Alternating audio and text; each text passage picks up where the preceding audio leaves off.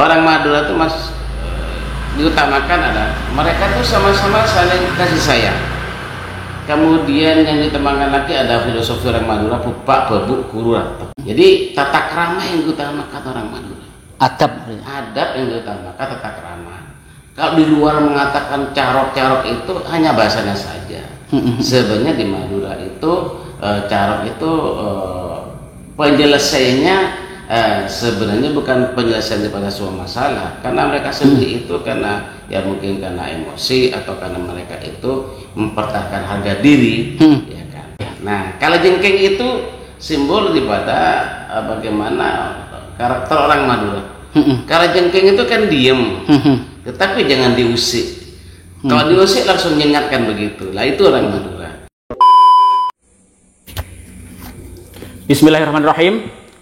Assalamualaikum warahmatullahi wabarakatuh. Salam budaya, salam sejahtera saya sampaikan. Kali ini jumpa lagi di channel YouTube saya, Malikul Amin. Ada hal yang beda. Karena apa?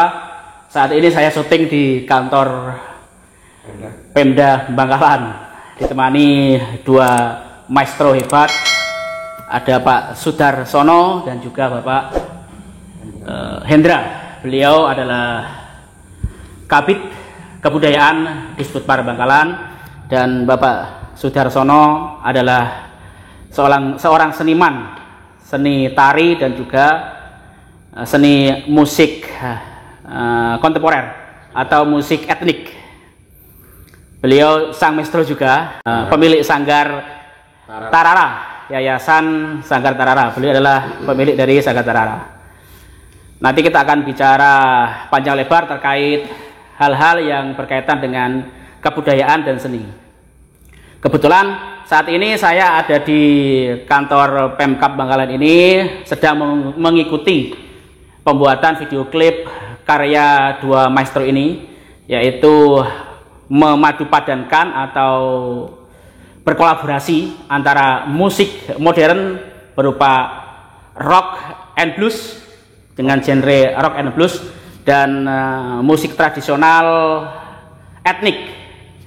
Nanti kita kepoin terkait proyek beliau berdua ini.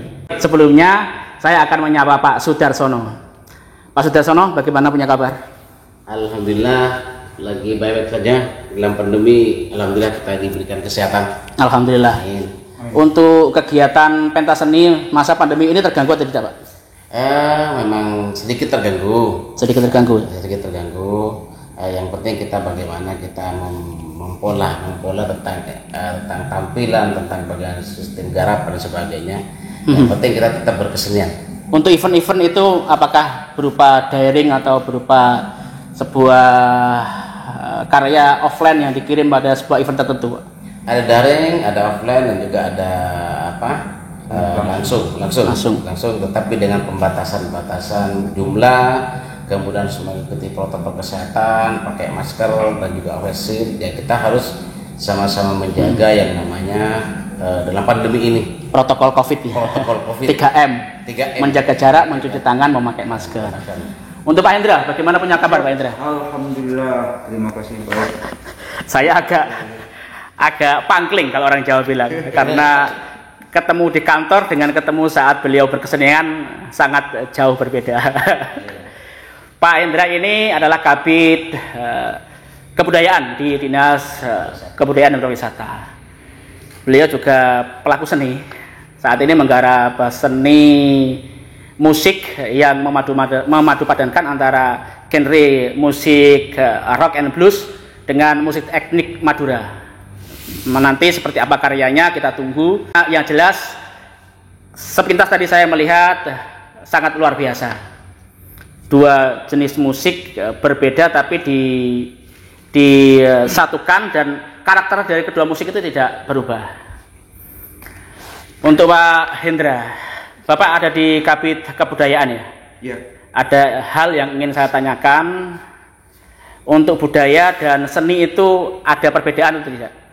Apakah dalam budaya itu pasti ada esensi seni, dan apakah dalam sebuah seni itu tergantung terdapat nilai-nilai budaya? Ya, terima kasih Mas Malik.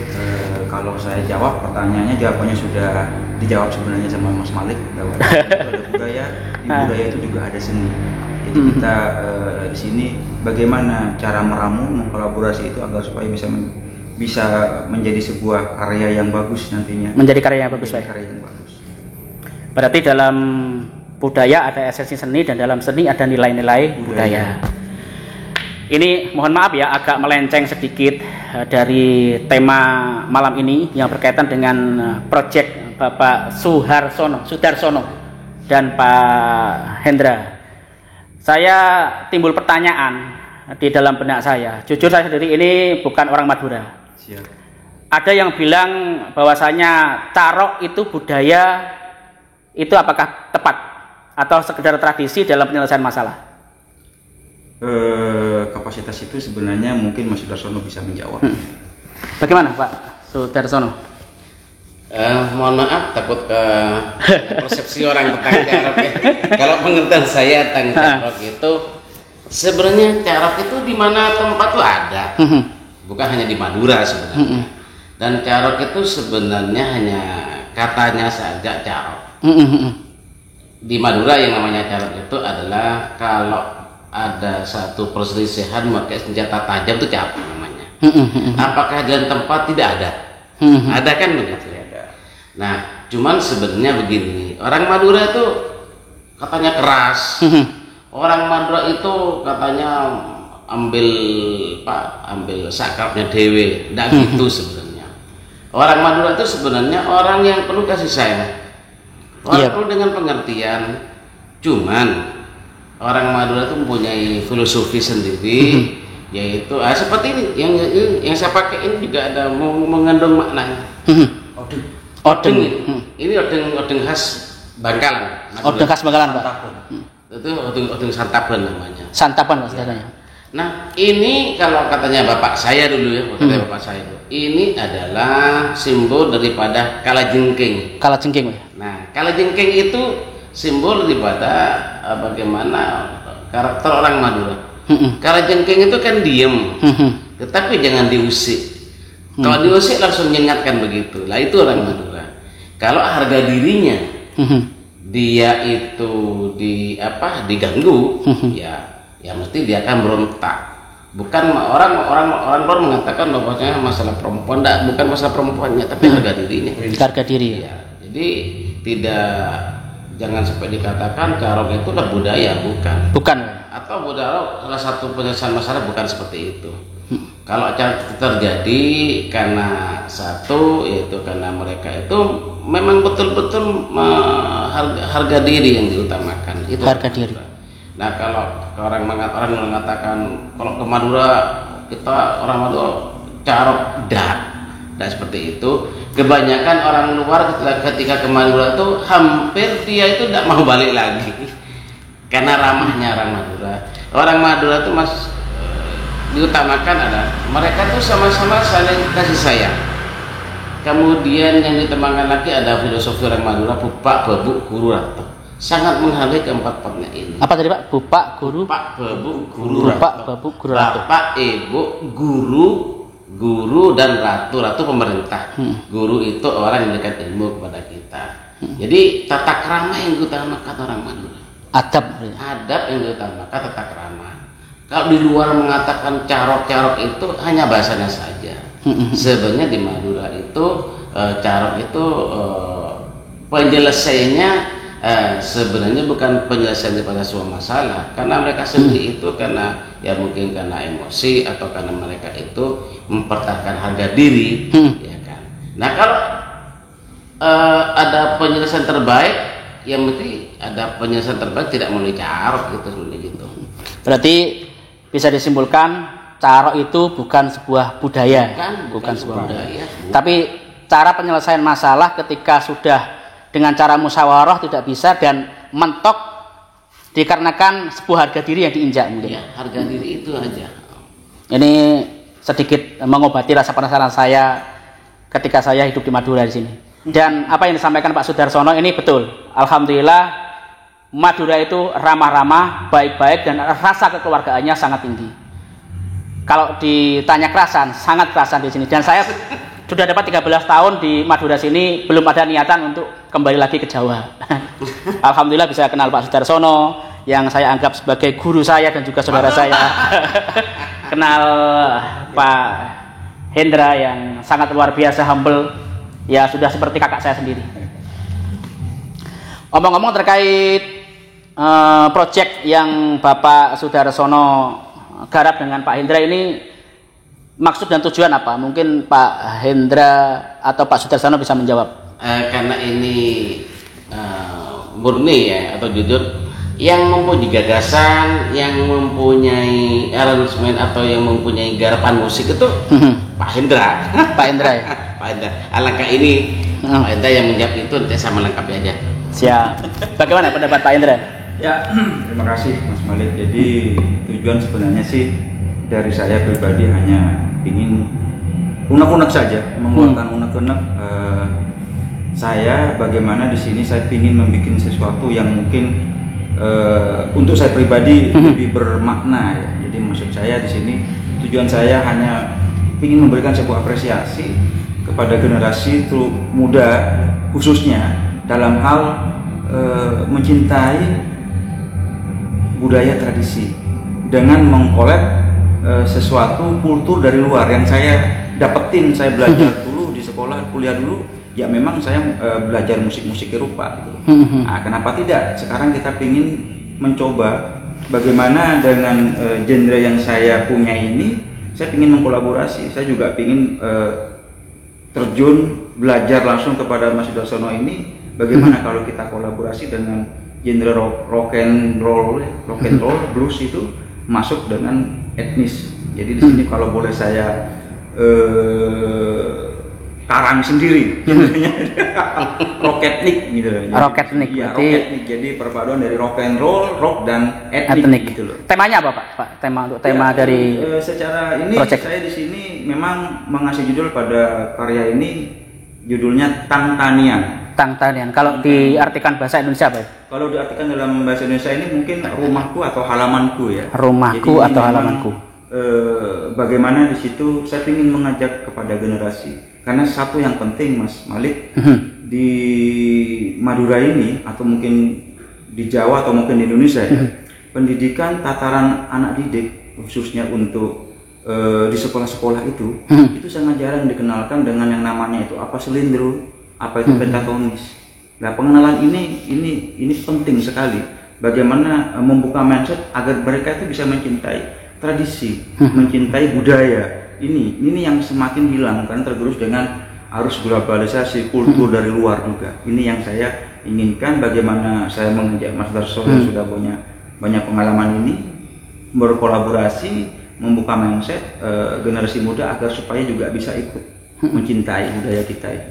Berarti mungkin saja Pak Hendra punya niatan yang baik melakukan pendekatan kultural pada generasi muda agar bisa mengenal tradisi, khususnya tradisi Madura dengan cara dikemas, dipadu-padankan dengan musik modern. Kalau ambillah kita di sini memanajemen bagaimana memberikan trik agar supaya musik tradisi ini juga bisa menarik. Ternyata saya asik juga berkolaborasi dengan musik saya, ternyata bisa juga gitu loh. Tapi Darso juga bisa ngerokin dulu akhirnya kan.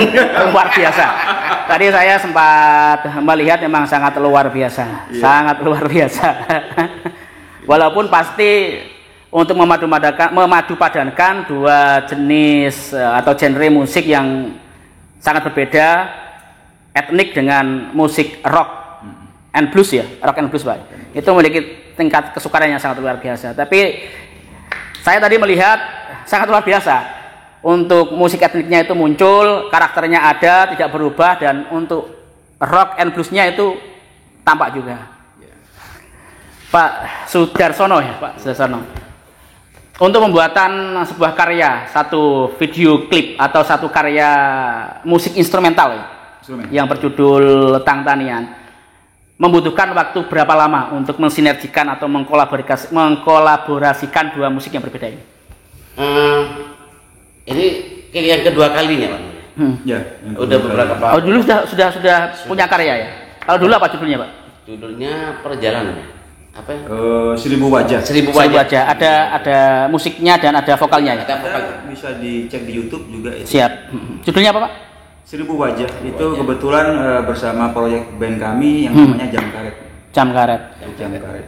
Pemirsa bisa mengkepoin, mencari di YouTube 1000 wajah untuk karya perdana dari Pak kolaborasi dari Pak Sudarsono dan Pak Indra. Jadi kalau ditanyakan berapa lama ya kan, untuk pembuatan ini sekitar 6 bulanan. Masya Allah. Satu lagu ya? 6 bulan. Satu lagu yang tatanean ini memakan waktu 6 bulan.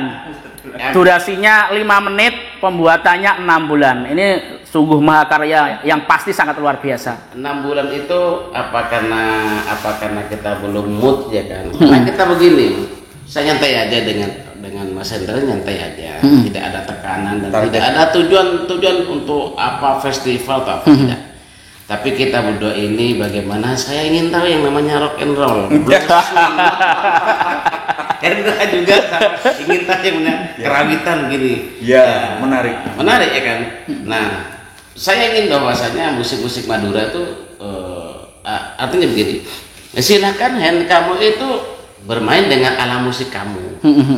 Saya juga ala musik saya. Bagaimana Madura dengan musiknya kamu tuh padu. Jangan saya jadi kamu atau kamu jadi saya begitu. Bagaimana memadukan Maduranya masuk, ya kan? Kalau teman kalau masuk, ternyata ya tadi itu kan bisa. Walaupun suatu saat kita memakai yang namanya diatonis di situ. Ya, saya pakai asrorin, Pak. Asrorin itu sonan Maduraan, suling juga notasi Maduraan, dan kidungannya Maduraan. Kenapa masuk begitu? Nah ini yang dipikir kok yang sampai lama seperti itu kan, sampai baru itu. Ya kalau dibikin 1 minggu ya selesai, cuman kita enggak seperti maksimal seperti itu. Artinya kita dengan Mas Hendra ini tidak ada tujuan tertentu atau apa, tetapi kita enjoy, enak. Nah seperti Mas Hendra katakan tadi itu, kalau bukan kita siapa lagi, ya kan? Kita boleh belajar bermain apa saja, tetapi kita jangan lupa bahwa kita ini punya sesuatu kekayaan yang kita munculkan sendiri.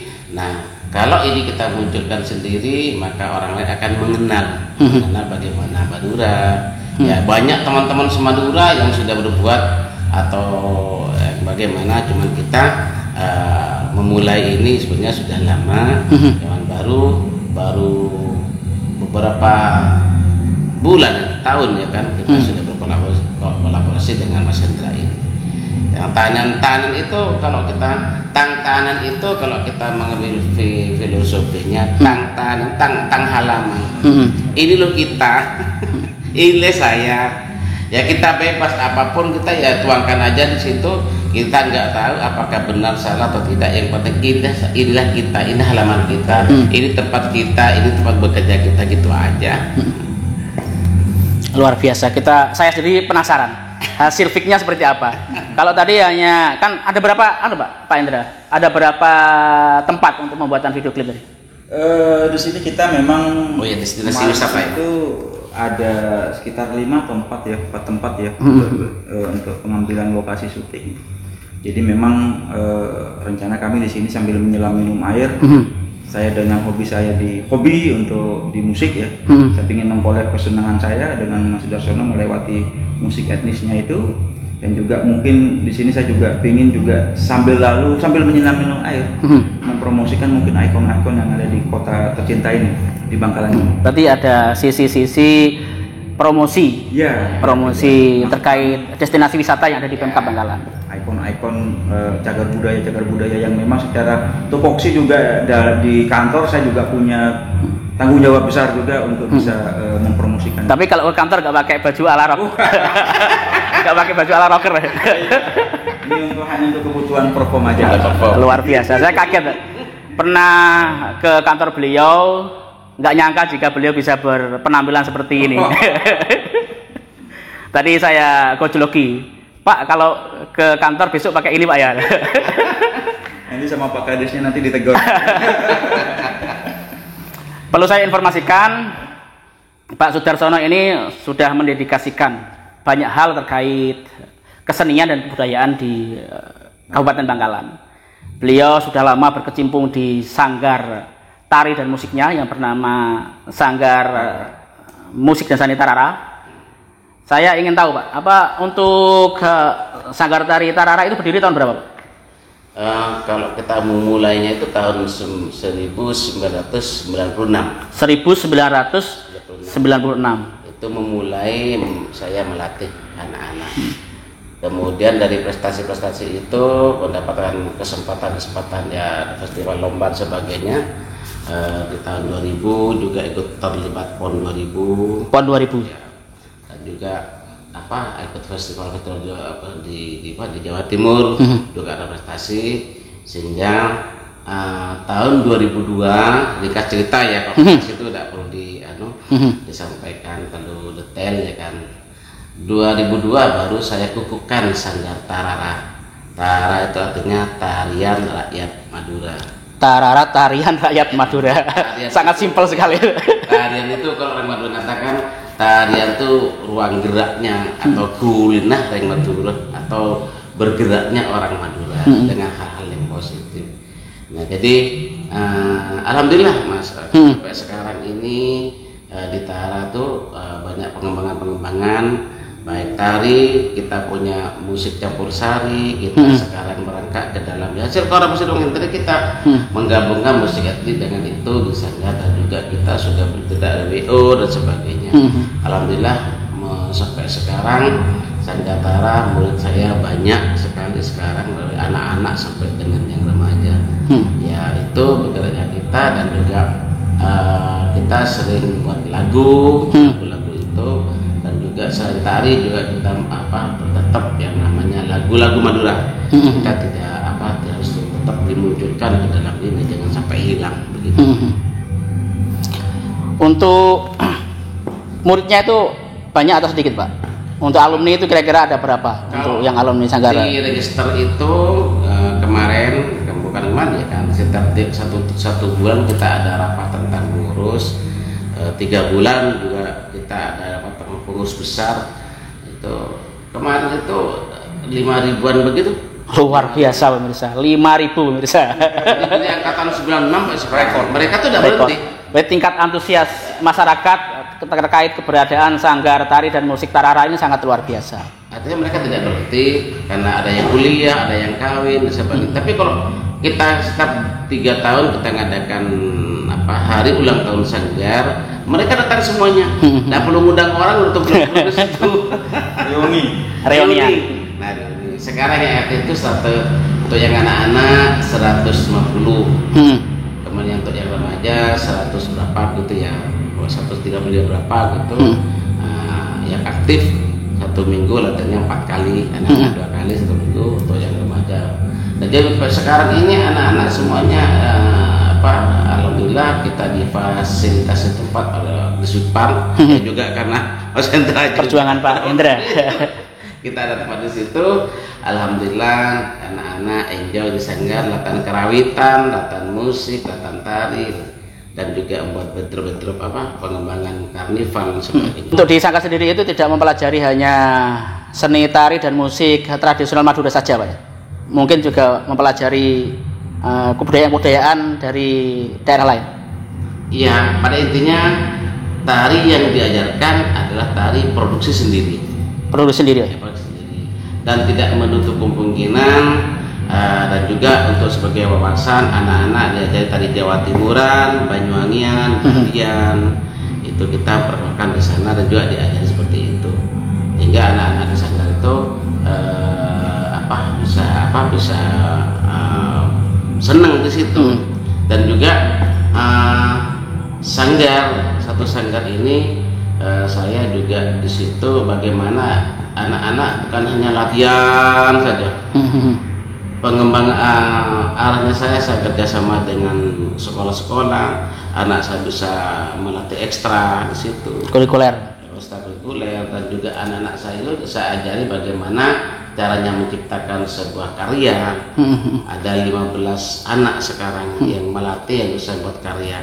Ya lepas karya jelek atau tidak jelek, yang penting kamu bisa buat sebuah karya. Ini regenerasi sudah lama seperti itu. Kalau menurut saya pribadi tidak ada karya itu jelek. Ya.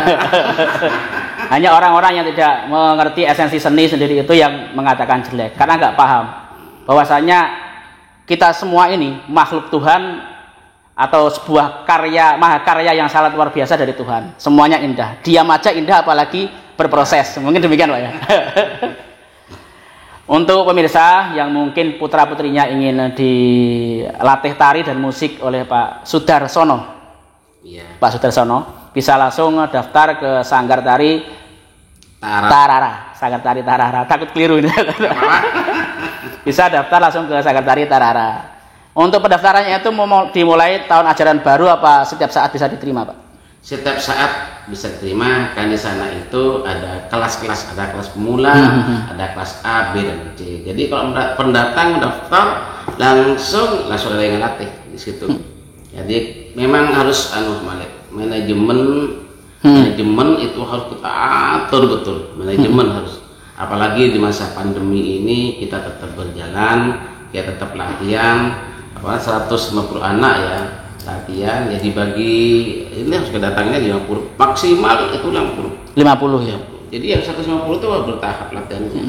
Ya kadang-kala kan wali murid ini kan juga pengen latihan 1 minggu 2 kali, tapi kita batasi karena juga sama-sama kita menjaga kesehatan anak, menjaga protokol kesehatan, dan harus pakai masker dan juga sanitizer kita.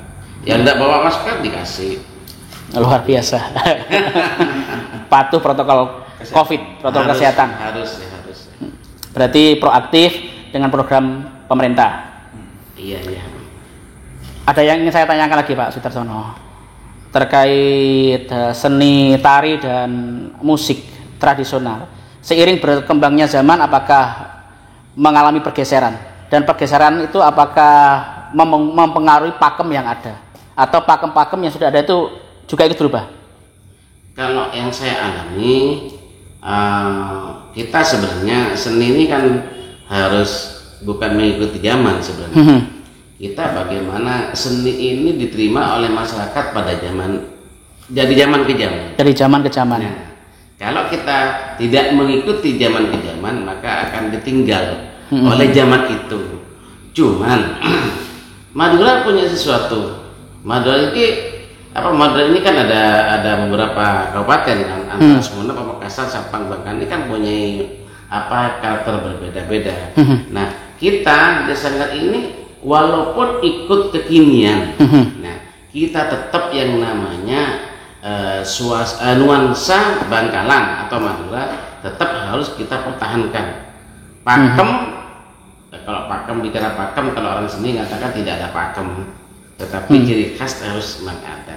Nah, kita jangan takut untuk bahwasannya kan begini. Kita di era 4.0, era globalisasi apa dan sebagainya. Kalau saya berpikirnya begini, kita tambah jauh ke depan, tapi kita jangan sampai kita menoleh ke belakang. Dari belakang depan dipadukan, maka ada dimensi yang ketiga, menjadi enak. Nah, contoh saya dengan Mas Hendra ini kan, karakter musik Madura tetap muncul tadi, walaupun harus muncul bareng dibunyikan bareng, tetap ada ciri khas yang tetap tidak bisa dihilangkan dari musik yang dimainkan oleh teman-teman tadi. Jangan takut tidak diterima oleh orang-orang ya kan, apa yang kita lakukan, apa etnis. Malah semakin kita ini menonjolkan etnisnya ya kan, maka semakin orang itu merasa oh ini begitu. Nah, ketika kita Mas Hendra ini kan begini, saya buat musik kayak begini, apa bisa dimasuki seperti itu? Ya gimana maunya kamu ya. Nah, saya pengen bagaimana Madura muncul begitu. Nah, ini kan juga sama-sama. Nah, ketika kita coba tadi yang Sakidungan itu kan memang saya tidak bisa kan untuk bermungkin karena nah itu memang kidungannya di Sandur. Kemudian Surlim Petatonis Madura. Kemudian untuk Saron sama Demung itu kita mengikuti notasi diatonisnya. Gitu. Nah, untuk yang pertama lagu yang itu yang apa yang 1000 wajah itu nyel kita Madura itu dari Mucopat saya masukkan di situ. Yang ada Mucopatnya. Saya sempat mendengarkan langsung melalui Spotify, diupload sama Pak Hendra. Ya, tetapi dalam hal ini saya ingin dengan Mas Hendra ini mengatakan bagaimana bentuk yang pertama dan yang kedua ini ada sedikit perbedaan. Jangan hanya begitu, tapi itu tidak ada perubahan. Oke, begitu. Juga terlibat tadi ya, terlibat dalam proses ikut menari, ikut memainkan alat musik. Nah, ini kan begini, ini kok sampai ya kalau sampai serius pembuatan videonya dan sebagainya. Ini kan karena kita menghargai karya. Mas Hendra kan menghargai karya. Mas Hendra ini buat musik menghargai karyanya, ya sampai mendatangkan ini lighting, kemudian fotografer sebagainya. Ini kan perlu biaya juga ya. Nah, saya udah katakan ke Mas Hendra kalau kita berkarya sebagainya memang seperti itu. Nah, juga Hendra juga sudah lama seperti itu juga ya. Totalitas. Ya, kalau sudah senang tak mikir biaya. Iya. Memang dasarnya ya senang, dan senang itu tidak dinilai dengan sebuah harga, apalagi berkesenian. Nggak mungkin ada bosannya dan nggak mungkin ada habisnya.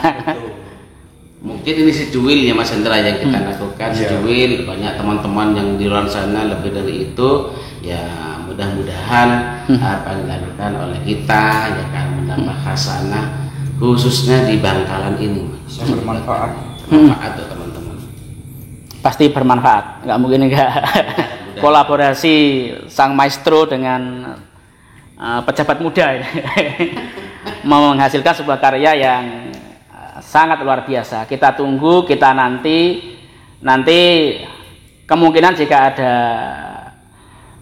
linknya sudah diupload sama Pak Hendra akan saya rilis di channel YouTube saya. Saya kasih mungkin foto atau juga link dari karya yang sudah jadi hasil dari Pak Sudarsono sama Pak Hendra.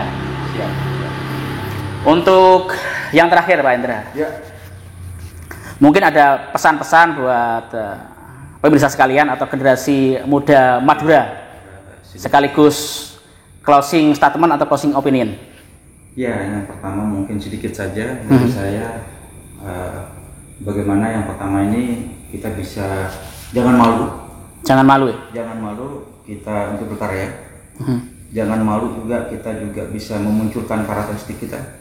Yang kedua dan yang ketiga ini yang sangat penting, intent dan tetap konsisten. Dalam berkesenian. Tetap konsisten dalam berkesenian. Ya. Memang sudah dibuktikan oleh Pak Hendra. Beliau secara linier memang sekolahnya di kesenian di ISI Yogyakarta, Fakultas Musik Pak ya? Ya. Tahun 1996.